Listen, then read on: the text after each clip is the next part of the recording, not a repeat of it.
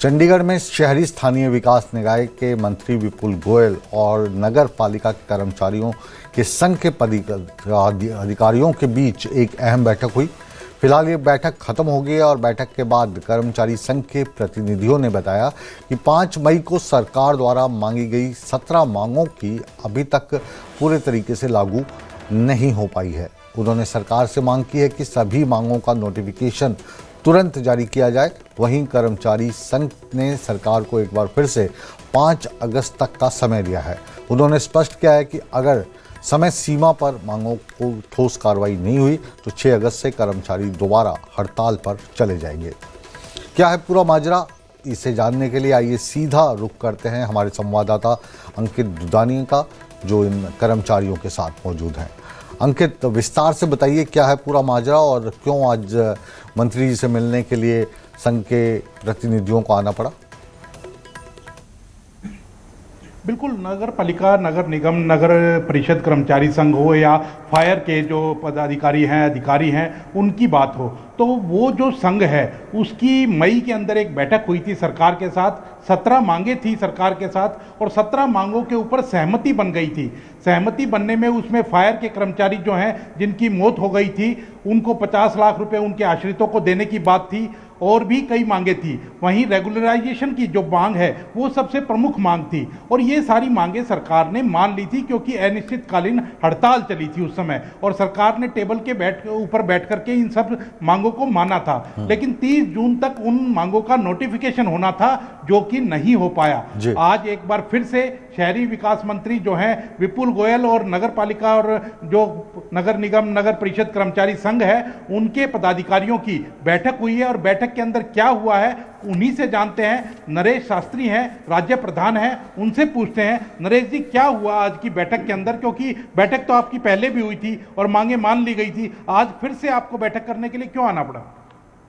दरअसल जो 13 मई को हरियाणा सरकार और नगर पालिका कर्मचारी संघ, हरियाणा और अग्निशमन विभाग कर्मचारी यूनियन के साथ जो बैठक लंबी हड़ताल के बाद सरकार से हुई, उसमें 13 मई को लगभग 17 मांगों पर सरकार और यूनियन के बीच सहमति बनी थी। जिसमें प्रमुख जो मांग थी कच्चे कर्मचारियों को पक्का करने का था। पालिका परिषद में जो नगर निगम में दैनिक वेतनमान या पालिका रोल पर लगे हैं उनको पक्का करने का था।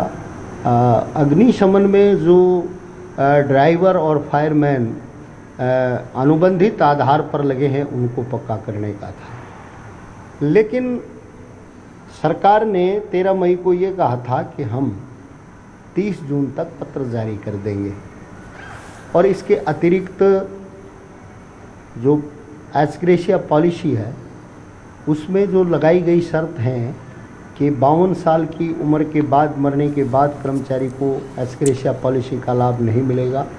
सर्विस लेंथ 5 वर्ष से कम होने पर नहीं मिलेगा। हमने इन शर्तों को हटाने का भी वहाँ मांग किया था और सरकार ने सहमति बनाई थी। इसके अतिरिक्त पालिका परिषद, नगर निगमों में जो सफाई कर्मचारी अलग अलग, बिल्कुल, जो मांगे, जो मैं वही कह रहा हूँ कि जो मांगे आपकी थी वो तो थी, अब सरकार से क्या सहमति बनी? क्योंकि उस समय की अभी 30 जून तक वो नोटिफिकेशन नहीं हुआ, तो अब आज की बैठक में क्या हो पाएगा? मैं वही बता रहा हूँ आपको।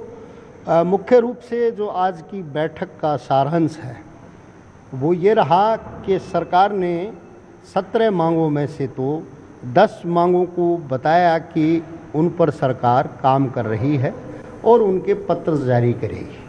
हमारा सवाल ये था कि सरकार ने 30 जून को पत्र जारी करने के लिए अंकित, अब आज की मीटिंग के बाद ये कितना उम्मीद रखते हैं कि इनकी मांगे जो हैं वो मान ली जाएंगी और 6 अगस्त को दोबारा से इनको सड़कों पर नहीं आना पड़ेगा? 50 लाख रुपए की पॉलिसी बनाने का पत्र जारी हुआ। जो 2 कर्मचारी मरे ना, उनके बच्चों को परमानेंट नौकरी देने का फैसला हुआ। अब आज की बैठक से क्या उम्मीद है आपको कि कोई फैसला हो पाएगा? आपको लगता है सरकार का कोई सकारात्मक रुख है? सरकार आज भी हमारे सवालों का जवाब नहीं दे पाई और उन्होंने कहा कि हम जल्द ही पत्र जारी करेंगे।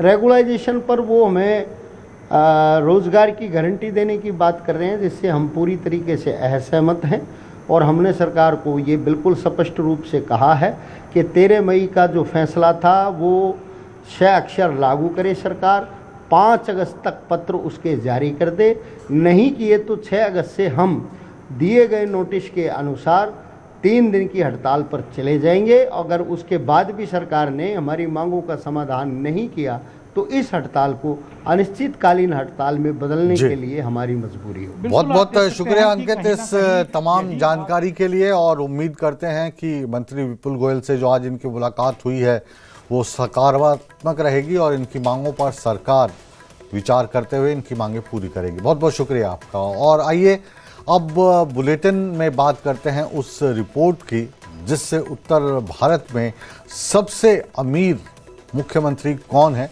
इसका पता आपको चलेगा। एडीआर ने आंकड़े जारी किए हैं और ये जो एडीआर है एसोसिएशन फॉर डेमोक्रेटिक रिफॉर्म्स की रिपोर्ट के मुताबिक उत्तर भारत के सबसे अमीर मुख्यमंत्री कोई और नहीं बल्कि हिमाचल प्रदेश के मुख्यमंत्री ठाकुर सुखविंदर सिंह सुक्खू हैं। इनकी कुल संपत्ति इसमें 7 करोड़ 81 लाख रुपए बताई गई है। वहीं पर दूसरे नंबर पर इस लिस्ट में हरियाणा के मुख्यमंत्री नायब सिंह सैनी का नाम है जिनकी संपत्ति 5 करोड़ 80 लाख रुपए बताई गई है। तीसरे नंबर पर दिल्ली की मुख्यमंत्री श्रीमती रेखा गुप्ता हैं जिनकी कुल संपत्ति 5 करोड़ 31 लाख रुपए बताई गई है।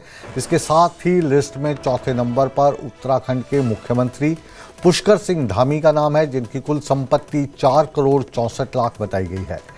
उत्तर प्रदेश के मुख्यमंत्री योगी आदित्यनाथ की संपत्ति 1 करोड़ 54 लाख की और राजस्थान के मुख्यमंत्री की कुल संपत्ति 1 करोड़ 46 लाख रुपए बताई गई है। रिपोर्ट में बताई गई इस संपत्ति को लेकर हिमाचल प्रदेश के मुख्यमंत्री सुखविंदर सिंह सुक्खू की इस पर टिप्पणी आई है और इस रिपोर्ट में जो आंकड़ा पेश किया गया है जिसमें उनको सबसे अधिक अमीर मुख्यमंत्री बताया है इसको उन्होंने पूरे तरीके से नकार दिया है और कहा है कि भारतीय जनता पार्टी इस रिपोर्ट के जरिए उनकी छवि खराब करने की साजिश कर रही है। नहीं आया कि ये चीज़ क्यों लाई गई है, किस कारण लाई गई है। 20 सालों से जो एफिडेविट में है वही चीज़ एफिडेविट में अभी भी है और पहले भी है। 20 साल पहले जो प्रॉपर्टी मैंने से जैसे अपना एक प्लॉट खरीदा था, 12 लाख रुपए का प्लॉट खरीदा था, उसमें मकान बनाया था। तो ये सब चीज़ें जब लाएगी तो मैंने इसको एफिडेविट में दिखाया है और 20 साल पहले से दिखाया। तो ये प्रॉपर्टी की जो कीमत उस समय थी उसमें वैल्यू ऐड हुई है, ये उसकी वैल्यू को उन्होंने नापा है। पर ये दिखाना कि उत्तर भारत के सबसे वो है धनवान है, तो ये किसी न किसी तरह छवि को खराब करने की कोई राजनीतिक चाल मुझे